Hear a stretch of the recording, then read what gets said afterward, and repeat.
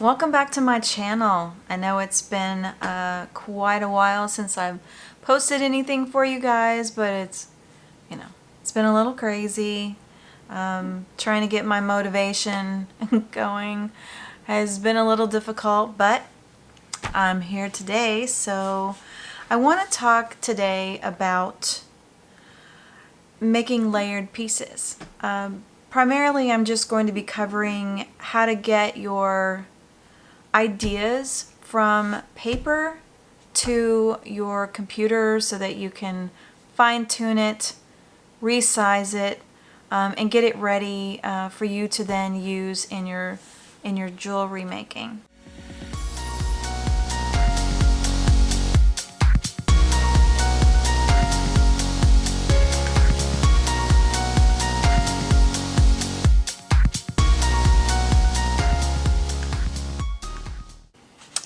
A lot of times I will just start with a stone and I really just let the stone dictate what design comes, from that stone. And I don't really sketch anything down on paper, or I don't put anything in the computer and design it that way. A lot of times I do. I do primarily do this when I'm working on more three-dimensional pieces, so layered pieces. And I do a lot of layered pieces. So just an example, let me just show you. So I'll start with a rough sketch sometimes. So here's an example of a rough sketch that I did. I had an idea for a Halloween pendant.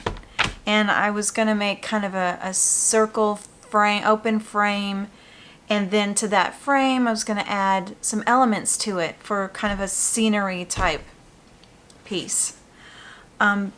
I started that piece, I made the circle, I cut out my haunted house and the bats and everything, and I started laying it out, and I just didn't like the way it looked visually. So I totally modified the piece, and I think I like it better the way that I modified it. So you definitely your ideas change as you go. Be fluid. So here's how the piece actually turned out. Let's see if you can see that. Let's get it. So there is a haunted house with its open windows and little bats, and then a moonstone set at the top. So this is a layered piece. You've got the base layer is the house, and then the bats are a second layer. So this one's a two-layer piece. So it didn't quite come out how I sketched, but at least I had an idea in place to start with. Let's see, another one that I did was a swinging monkey. I actually love this monkey, and he's actually a three-layered piece. So I started out and I just did a sketch, but then taking this sketch and actually making this work for me, is a bit of a process. So what I like to do is, after I've drawn out a sketch, I will take a piece of tracing paper, and then I will trace around the image. And if it's a layered piece, I will trace each individual layer so that I have kind of an outline of what I want. And then I take that, I scan it, and then I bring it into my software, and then I can manipulate it from there. So that monkey, if you want to see what he looks like, this is what, you see that? This is what he turned out to be. So he's actually three layers. So there's the body is the back layer, the legs and the face is the second layer, and then his head is the second layer, and then the little face is the third layer. So these are all sweat soldered together, and then I just took a piece of tubing and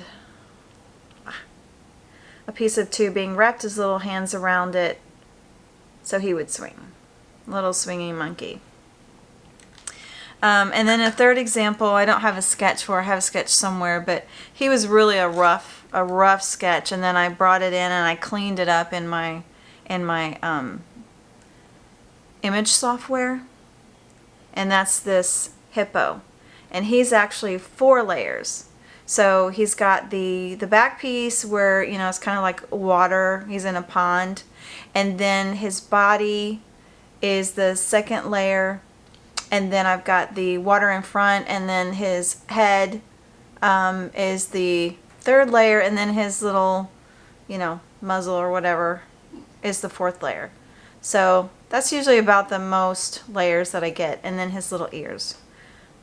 So that's another layered piece. So I do lots of layered pieces, especially when I'm doing little animal pieces. But I just wanted to show you how I go about doing that.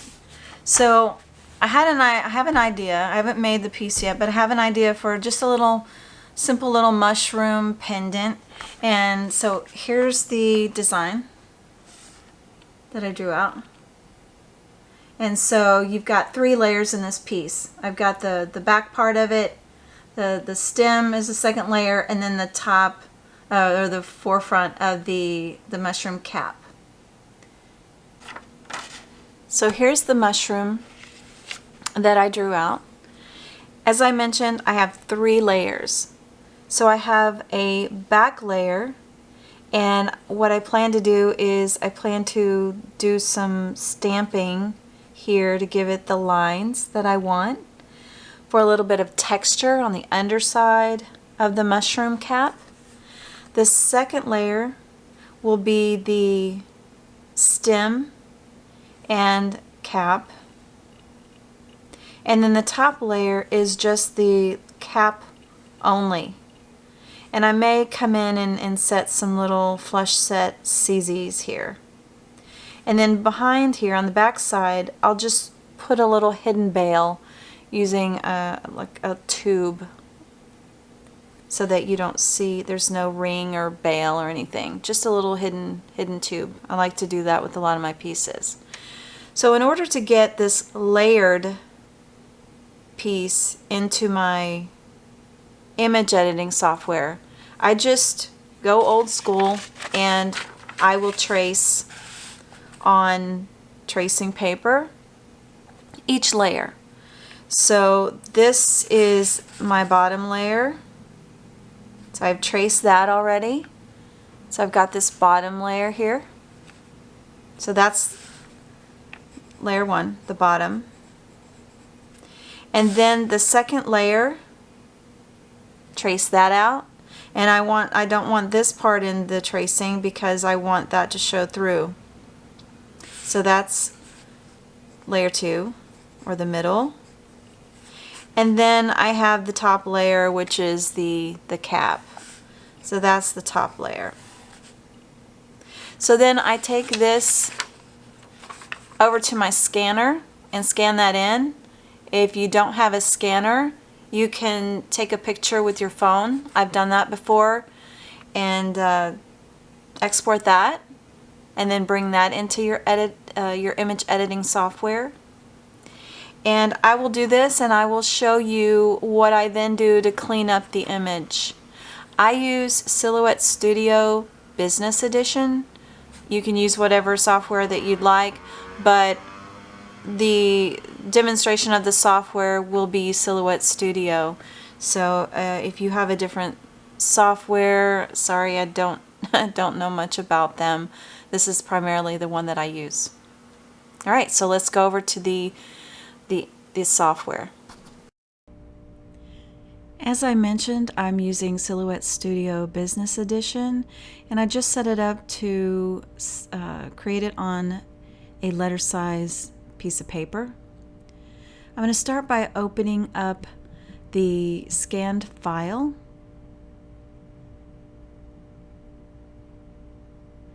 And now that I have that file in place, I need to trace the images.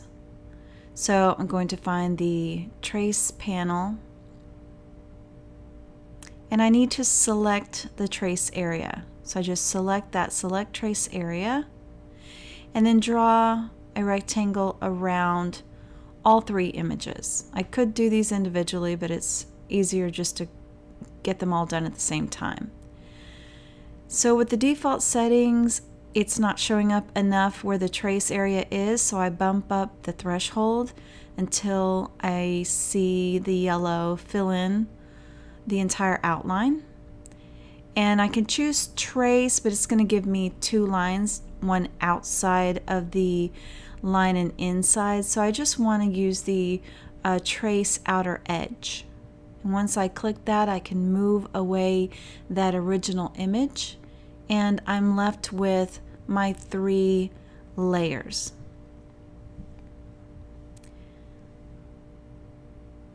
When I select the image, it is a single image since I brought them in at the same time.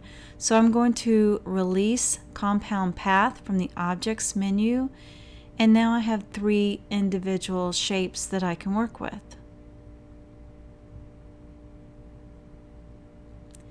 So from here, I want to rearrange the shapes on top of each other to see how they line up.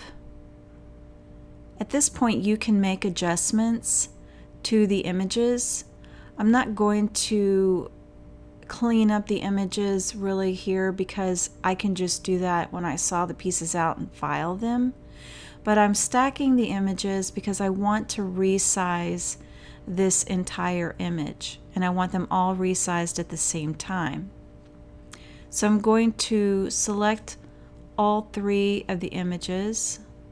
You can see I'm just pointing out where, they're not quite lining up, but I'm selecting all 3 images and I'm going to group them. This allows me to resize them all at the same time. And I want to reduce the size to 1.25 inches. The first thing that I want to do is I want to lock that aspect ratio, and then I can change the height, and it will adjust the width accordingly so that my image doesn't get distorted. So now that I've done that, then I want to ungroup the image, and then I want to separate those pieces back out to individual pieces and not stacked. And I'm just readying this so that I can then print this out as a template to use on my silver. So now that I've got all 3 pieces separated, I typically will make copies of my images before I print them out so that I don't have to, if I want to make additional pieces or if something happens, then I don't have to go and reprint it again. But I do need to change the line color to black, and I do bump up the thickness of the line, and depending on the size of your image, but I usually like to use 1 point. And then I can copy the image. Of course, like any software, you can go to edit, copy, and then paste it, or you can right click and use the copy or paste function there, or of course you can use Control C, Control V if you're using a Windows based program like I am here. So I've got these 3 copies of my image sets, and now I'm just ready to save it so that I have it for future use. Don't forget to save. And my images are ready for me to print. And then I can just use those, like I said, as a template for adhering to my silver so that I have a pattern to cut from. So as you can see, it's pretty easy to take something from paper and get it into your computer so that you can do some more edits. You can resize it to whatever size that you need. You just want to make sure that you're working with vector images so that it doesn't get pixelated if you make it larger or smaller. There's really a lot of options that you have. Sometimes I will start with an image that I got from an image subscription service and use that, or add to a piece that or a design that I've drawn out myself. Sometimes it's just strictly my design, like this little mushroom. Very basic, very simple, but it is something that I did, and I can take pride in the fact that I did design it from scratch, right? Just like the hippo, just like the the monkey. Some other pieces that I've done, I just got an image for. And I can still do that layering process, but I think there's some pride in knowing that you did it yourself. So don't be afraid to try. You may not be the greatest artist. I'm not the greatest artist. So just play around with simple shapes at first, and then over time you'll find that you get better and better at designing. So don't be afraid to try. Just do it. And you'll have fun with it. And your pieces will, be more your style by doing that. So I hope you have fun trying this out. I hope you learned a little something. And if you like the videos that I bring to you, consider subscribing. And I will try to be better about getting some more content out here. I haven't done a lot this year, and I apologize for that. It's crazy times, as we all know. So just trying to get back into my normal routine. So have a great day, and I will see you next time.